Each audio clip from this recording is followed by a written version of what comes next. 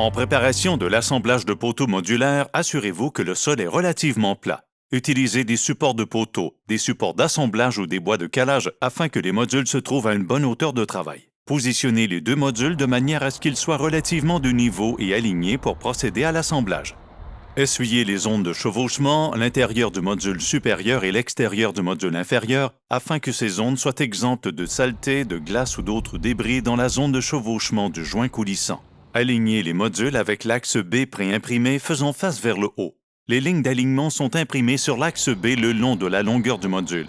Faites correspondre les lignes d'alignement des deux modules entre elles. Faites attention au point de pincement lors de l'alignement des poteaux. Les mains doivent être placées à l'extérieur du module supérieur. Soyez prudent si le module est mouillé car la surface sera glissante.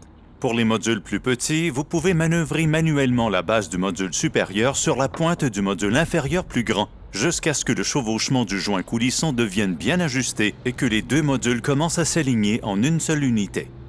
Veillez à maintenir l'alignement de l'axe B.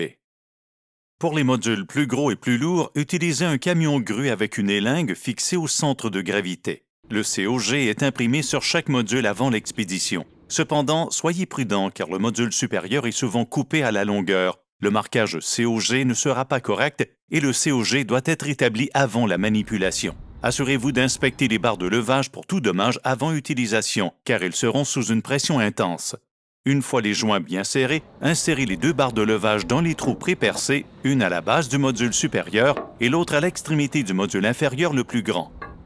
Faites glisser une plaque de levage lâche sur chaque barre de levage. Ensuite, faites glisser le collier de rétention avec le côté à bride du collier orienté vers le poteau. Avant d'insérer la goupille à dégagement rapide, faites pivoter le collier de rétention pour identifier le jeu de trous le mieux adapté qui maintiendra le collier serré contre la plaque de levage et la plaque de levage contre la paroi du poteau. Il est important que le collier de rétention soit aussi serré que possible contre la plaque de levage et la paroi du poteau. Les plaques de levage doivent être aussi serrées que possible contre la paroi du poteau. Si l'écart entre la paroi du poteau et l'arrière de la plaque de levage dépasse 1/8 de pouce ou 3 mm, les forces importantes appliquées pendant l'assemblage du joint coulissant peuvent entraîner la flexion d'une ou des deux barres de levage, ce qui les rend difficiles à retirer et à réutiliser. Connectez les palans de 2 tonnes aux plaques de levage. Si nécessaire, utilisez des rallonges de chaîne ou des élingues si la chaîne n'atteint pas les plaques de levage.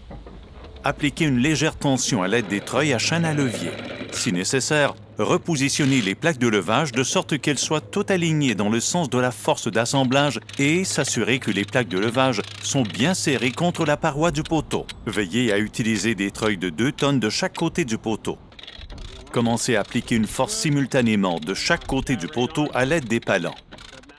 Gardez le levier du treuil tourné vers l'extérieur avec le côté affleurant du treuil contre la paroi du poteau. Maintenez l'alignement du module tout au long de l'assemblage en continuant à appliquer une force uniforme des deux côtés. À mesure que la force d'assemblage augmente et que le joint coulissant devient serré, utilisez un maillet en caoutchouc sans rebond pour frapper la zone de chevauchement afin d'atténuer toute friction statique accumulée. Surveillez les 4 trous de levage et arrêtez d'appliquer la force si l'un des trous s'allonge de plus de 1/16 de pouce ou 2 mm.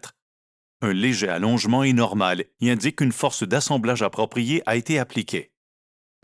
La compression du joint coulissant est terminée lorsque 4000 livres de force par côté ont été appliquées et que tout le frottement statique a été libéré en frappant la zone de chevauchement avec un maillet sans rebond. 95% des joints coulissants assemblés atteindront plus ou moins 1 pouce ou 25 mm de la ligne d'assemblage cible, comme indiqué sur le module inférieur. En raison de la surface riche en résine des poteaux RS, il existe de subtiles variations dans les diamètres extérieurs de chaque module qui font varier les chevauchements d'un joint coulissant à l'autre. Il en résulte qu'environ 5% des joints coulissants assemblés dépassent plus ou moins 1 pouce ou 25 mm de la ligne d'assemblage cible, malgré l'application de 4000 livres de force. Retirez les palans et les barres de levage et le poteau est prêt à être fixé mécaniquement avec 2 ensembles d'écrous borgnes installés à chaque joint coulissant.